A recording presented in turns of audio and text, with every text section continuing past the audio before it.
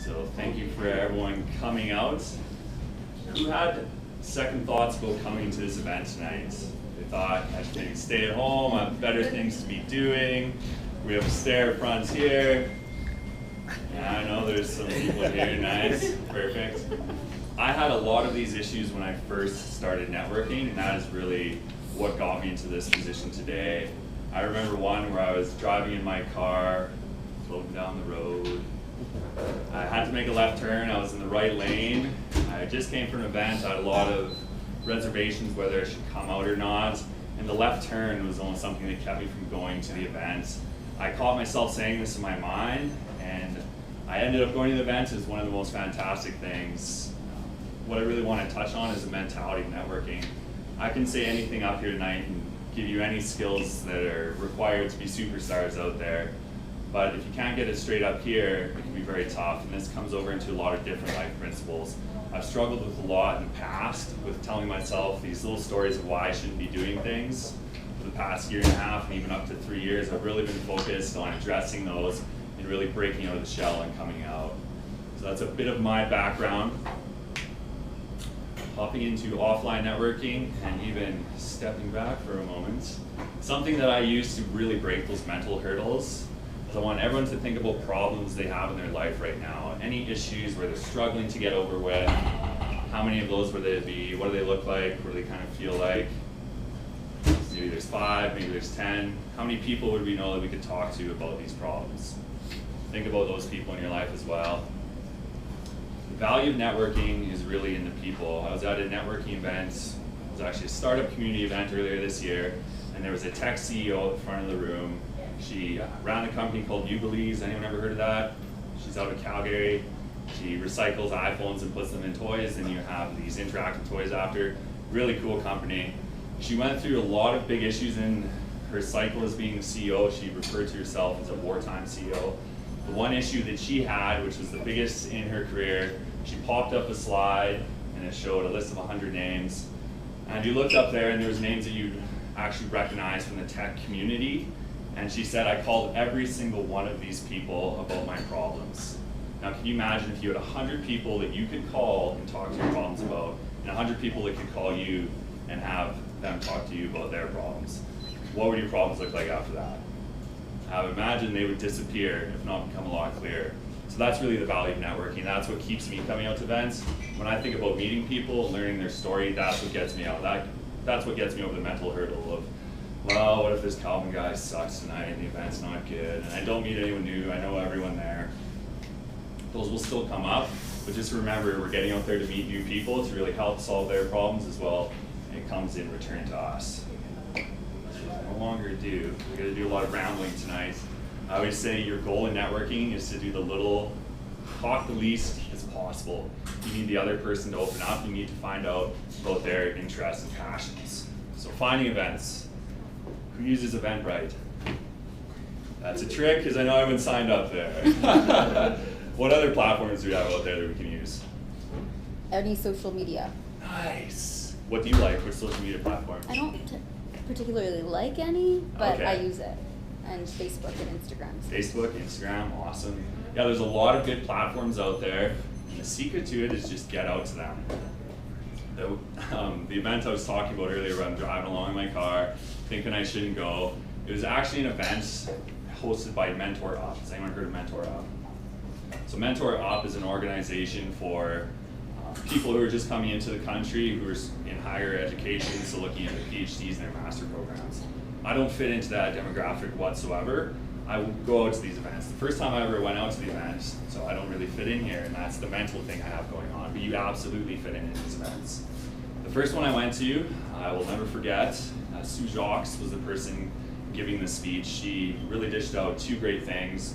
The one was quit taking it personally. We have a real huge tendency in life to think that everything is against us, and that when something goes on in the day, that person is really, the world's out to get us, and everything is just happening to us.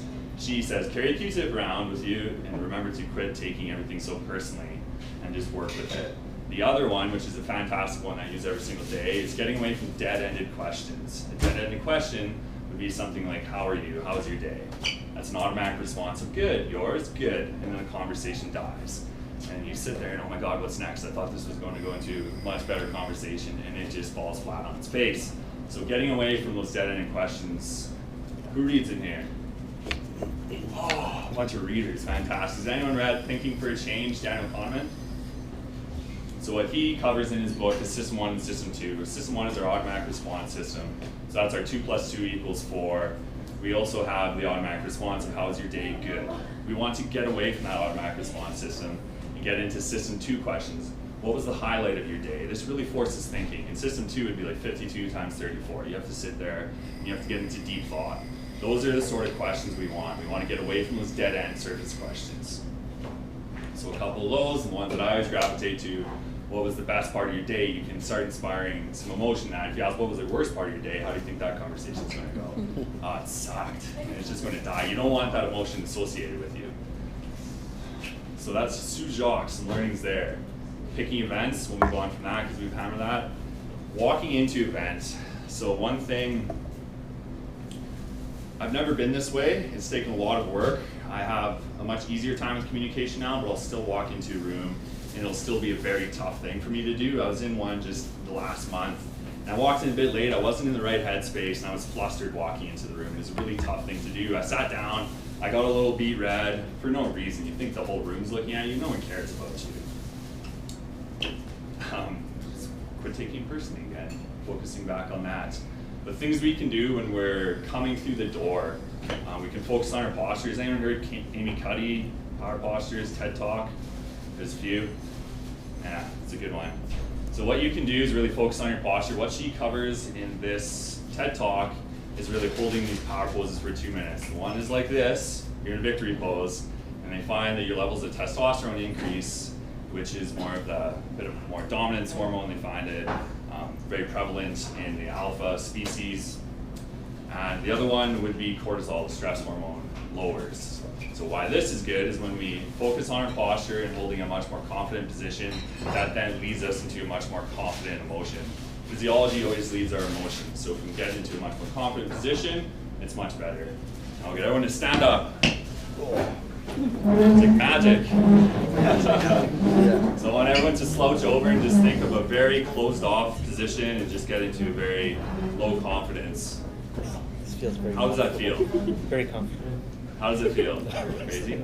I want you to think back to a time in your life where you've had a real big victory, whether it's in sports, whether you got a new job, a time that you were just really pumped, and focus on what that felt like and focus on your posture. Even remember back to that time. Hold it for a little bit. How does it feel? For me, my position that I always remember back to is I love being on a scooter by the ocean.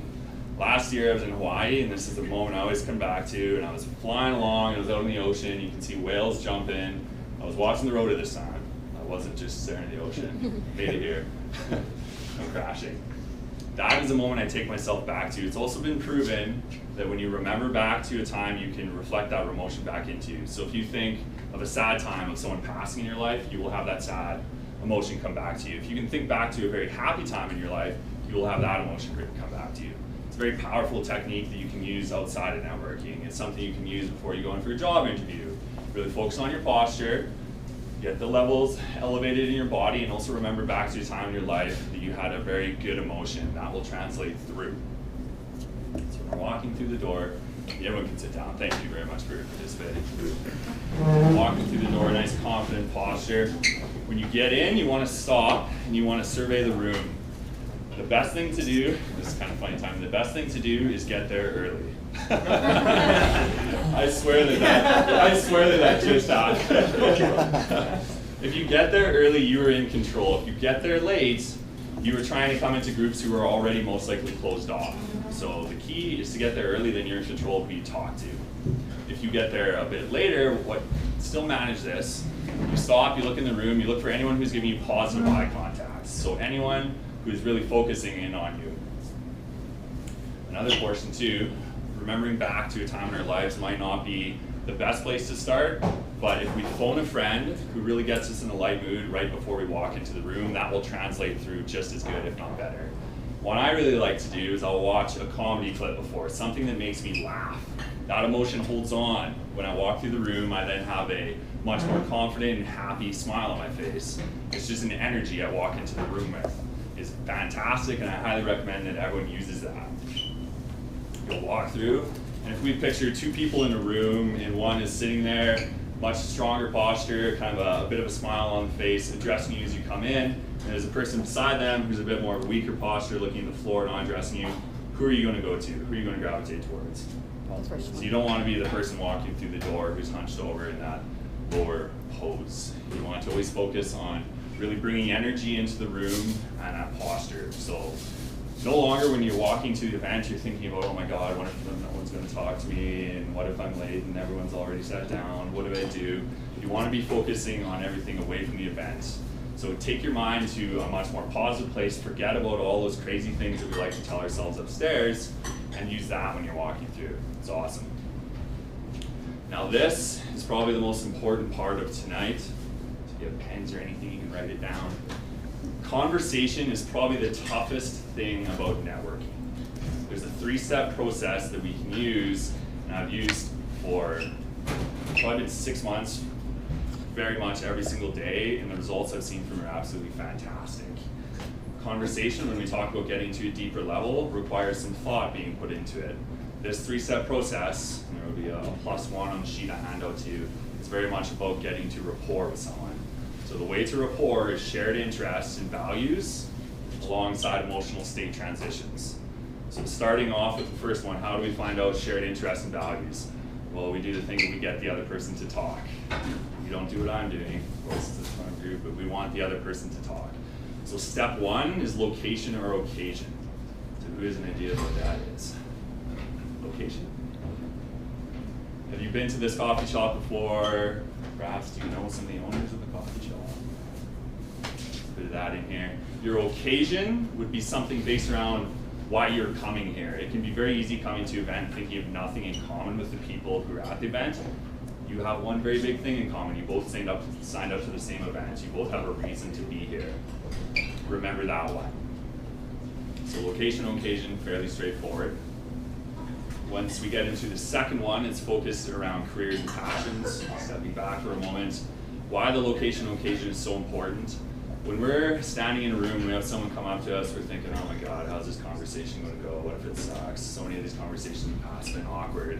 What that's doing is taking down those barriers of, I wonder what the heck is going to go on here. So when you talk about the location or occasion, it very much is fit with what's going on. If you open up the different questions, it's a bit of shock to the system, and they're very much opener questions. When we think about those closed-ended questions like how's your day, the location or occasion ones are very much more wide open. If you've been to this coffee shop before, what's your favorite coffee?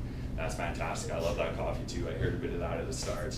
The occasion is one that you can really run with, especially networking. Any sort of event you're at, get creative with it, get the other person talking. Moving into the second one is where we find out the interests and passions. This is where we focus on careers and passions. We start with location, occasion, and we get into careers and passions. So this is where you make the serious connection with people, is you learn what makes them tick. You get them talking as much as possible. What do we identify with the most? If someone asks us to describe who we are and what we do, come on! What was the question? Our jobs. Yeah, so we identify with our jobs the most. People love talking about themselves. Who do we love to hear talk the most? Ourselves. Who do we love the most? People who are like us. Keep that in mind. Think of your best friends. Think of the people in your network. Who do they like? Do they share your common interests and passions? That's where we're looking to get to speed reports. We find out really what makes that person tick, and we get them to talk. So career is one. Not everyone is confident and happy with the career they're in. The second option there is passions. And I like to start off with this one because you can really get people excited talking about what they like. So you're typically going to find people are either a bit more sports or outdoors, or they're a bit more of an indoor variety. You can have your books in there, you can have your writing, or you can have your outdoors. You get someone talking about that, and you will have them talking to you for quite a while. If you find shared interests and passions in there, that is where things really take off, and that's deep level communication, what we're trying to get to. The fourth one, who's paying attention? Third. Only 3. So we start with location, occasion, we get into careers, passions. The third one is creating time space. So what this one is doing is it's making the person feel like you've known them for longer. Have you ever had a conversation with someone and you sit down and you think, wow, it feels like I've known you forever?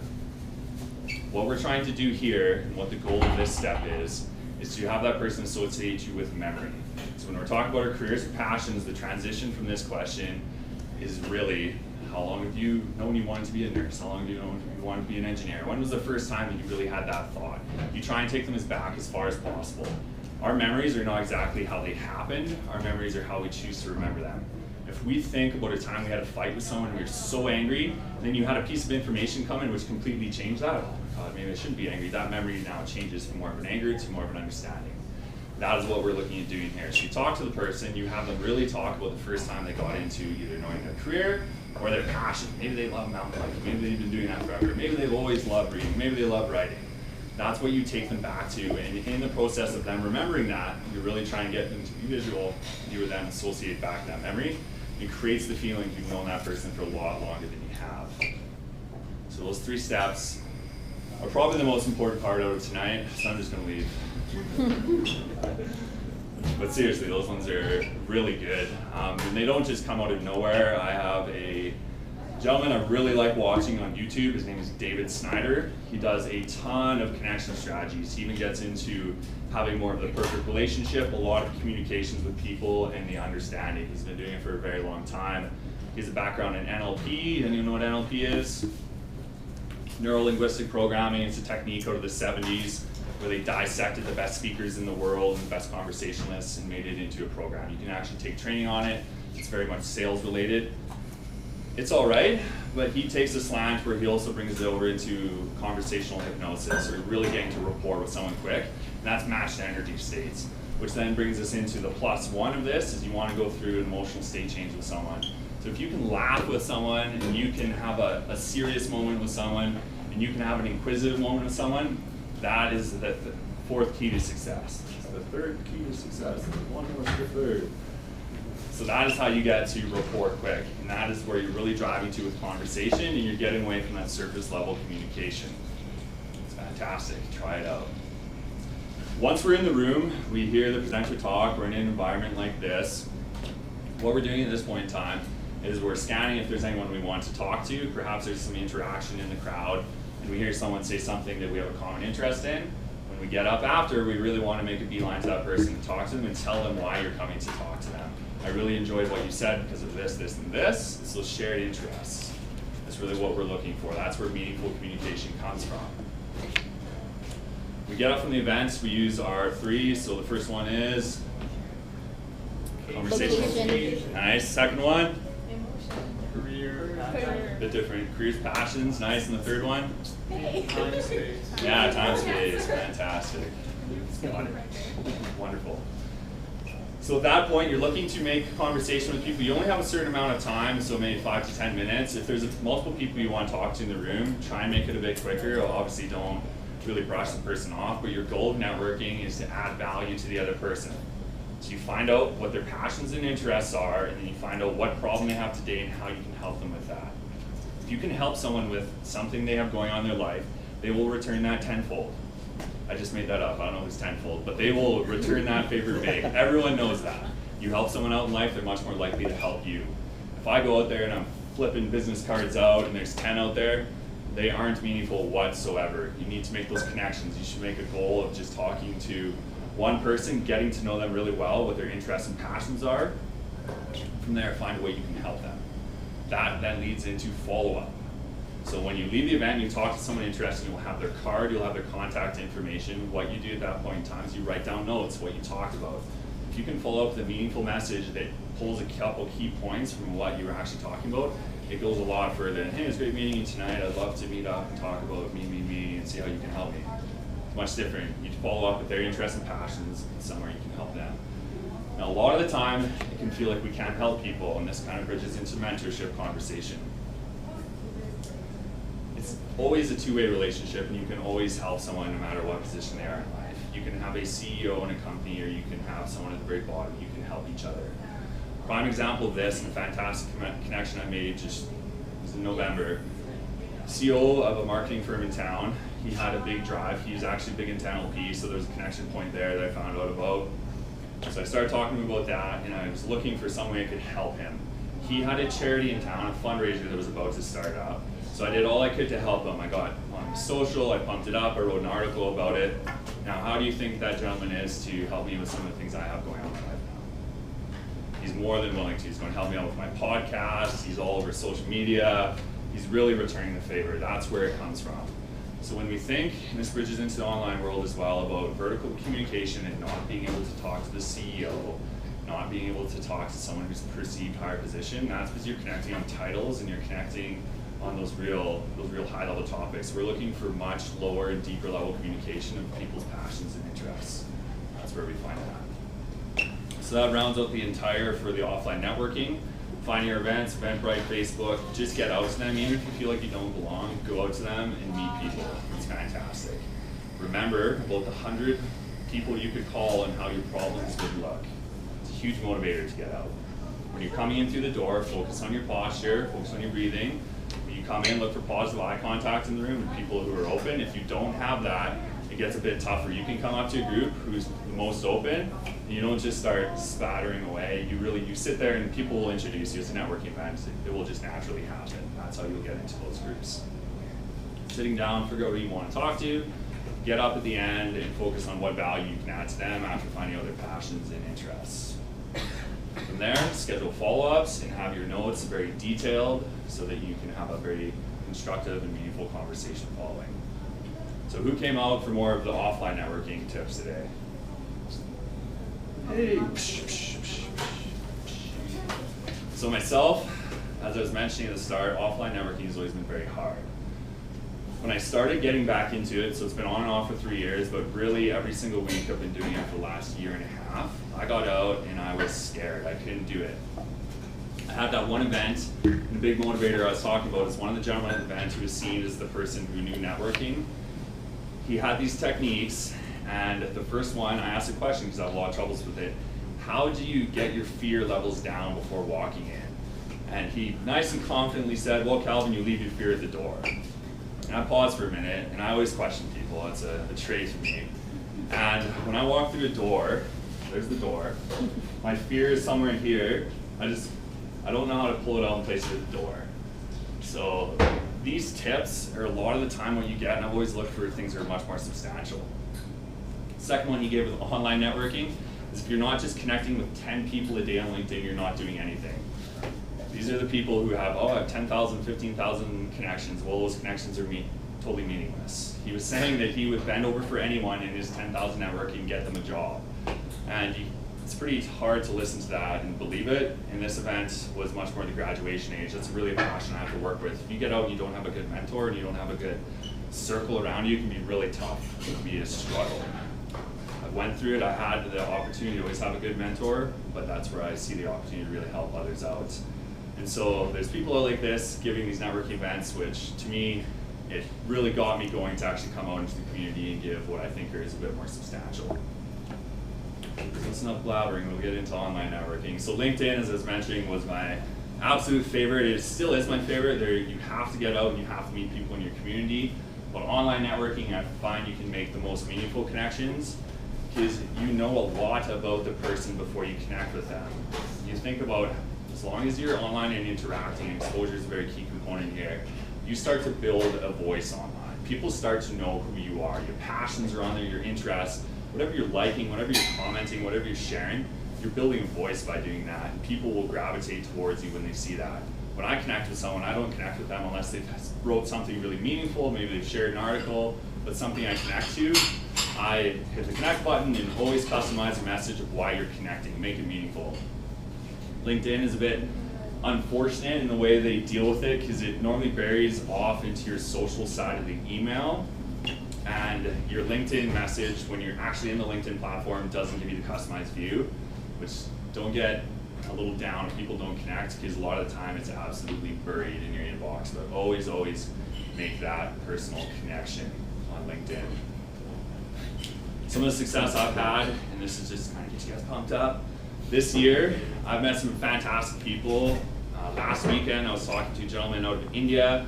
He's into natural language processing as well as text analytics. He offered to put my book through this algorithm that he built to really give you an insight of what the book reads like, which is absolutely fantastic. This is just from getting out there. I write a fair bit, but I also post a lot of content, so you don't actually have to be a writer to really take advantage of the platform. Talked to a lady from Denver. We're working together on small business. There was a guy in the east coast of the States. He's actually the vice president of KPMG out there, real high-ranking position. When we think about that vertical communication, if I was worried about that, I wouldn't have ever connected with him, but now I've connected with him and I've really helped him. The story there was he was launching his first book. He's 45 now. He thought at 25 while writing his first book, it just didn't work out, so this was in his story and I thought, wow, this is fantastic. Like, I'm doing the same thing. I'm sure that he could help me out and I could help him out. So I reached out to him, connected, let him know a bit about my story, and it's been a fantastic relationship ever since.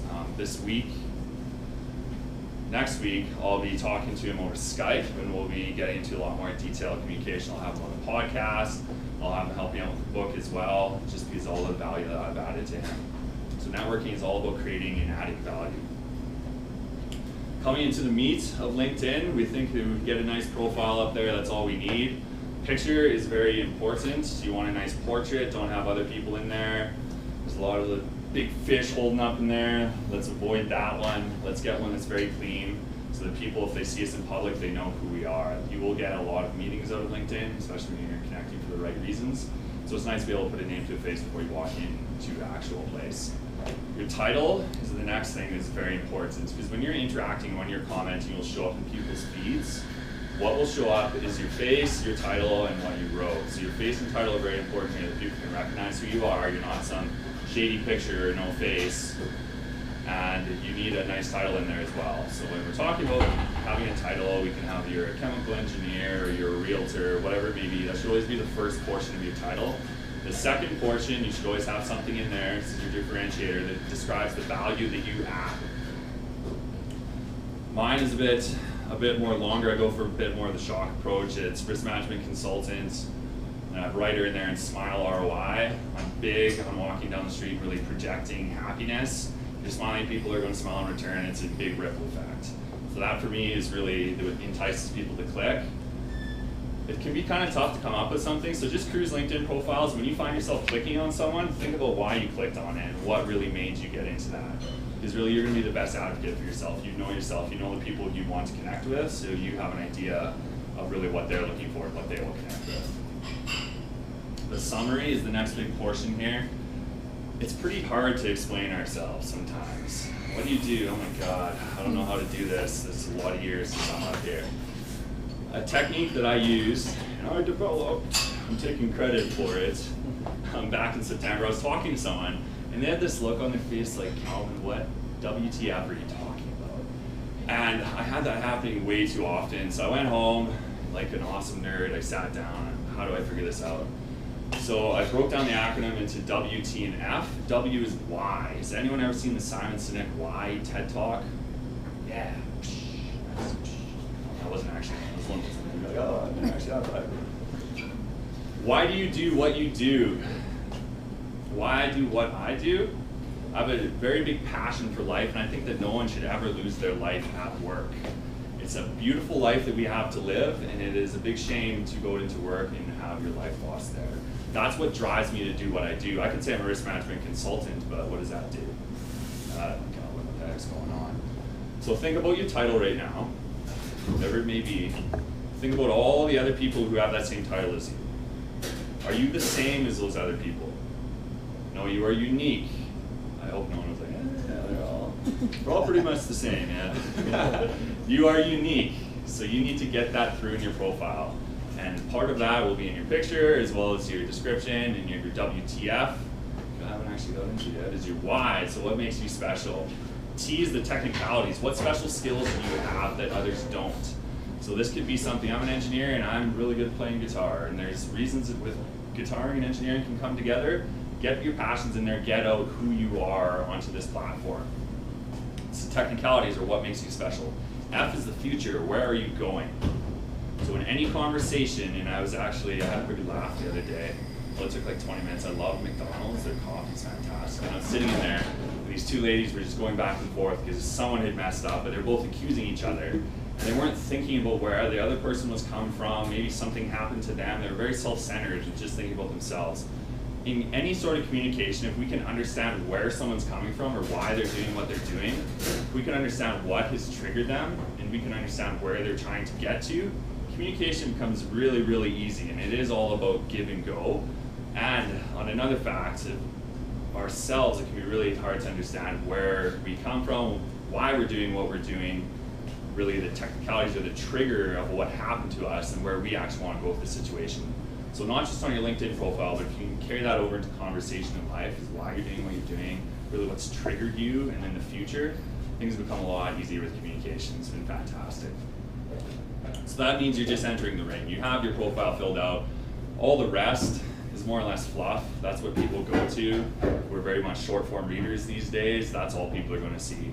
So the next big component to online networking is really getting out there with exposure. So make it your goal in the offline world, try and make it out to one networking event a week. If you make it out to one networking event a week, you have a good, meaningful connection with someone, which is your goal, is to add value to them and learn about their passions and interests.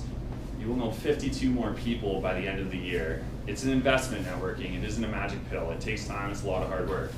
Nothing in life is a magic pill. If you buy a magic pill, it's not going to work. It's not going to be. It's time invested in hard work. That's what networking is. It can be a drag. You're going to go to events that aren't that good. You're going to have connections that fall through online.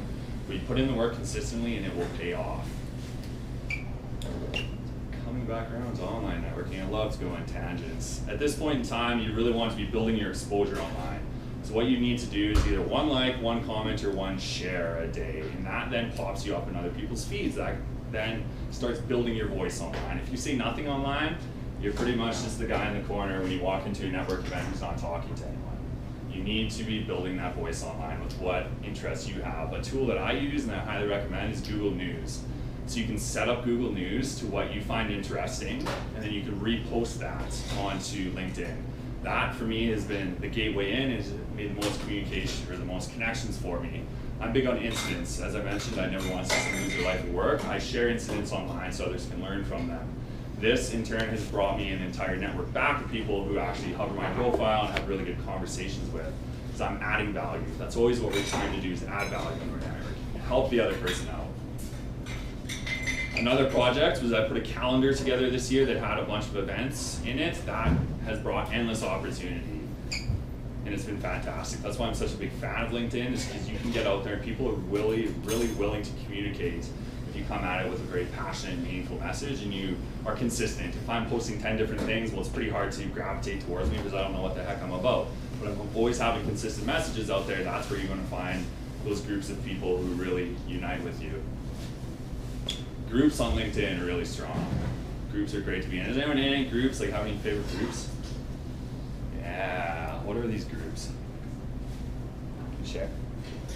Yeah, Nice. I work in marketing Okay. for a medical tech company. Nice. So the groups I'm in are like infection prevention. Things like Okay. that. So how do you find people are interacting on there? There's not much interaction, mostly just sharing. Okay. Yeah. The superstars of LinkedIn, and I call them this, I have them in my network, the opportunities they get out are absolutely insane, and the people they have who are willing to talk to them, and we never want to judge by the score on the clock or the views and likes.